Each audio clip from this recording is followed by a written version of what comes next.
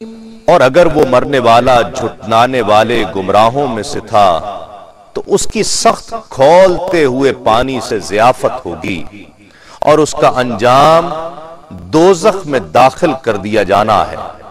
بے شک یہی قطعی طور پر حق الیقین ہے، سو آپ اپنے رب عظیم کے نام کی تسبیح کیا کریں۔ ناظرین محترم، آج ہم نے سورہ واقعہ کی آیات کی مکمل آیات کی تلاوت اور اس کا ترجمہ پیش کرنے کا شرف حاصل کیا۔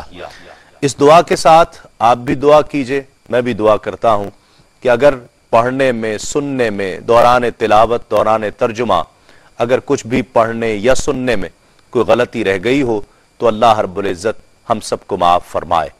اس یقین، اس امید کے ساتھ میں آپ سے اجازت چاہوں گا کہ اللہ رب العزت اس کے پڑھنے اور اس کے سننے کی وجہ سے ہم پر اپنی رحمتوں کا نزول فرمائے اور قرآن کی فہم اور قرآن کا عرفان ہمیں عطا فرمائے۔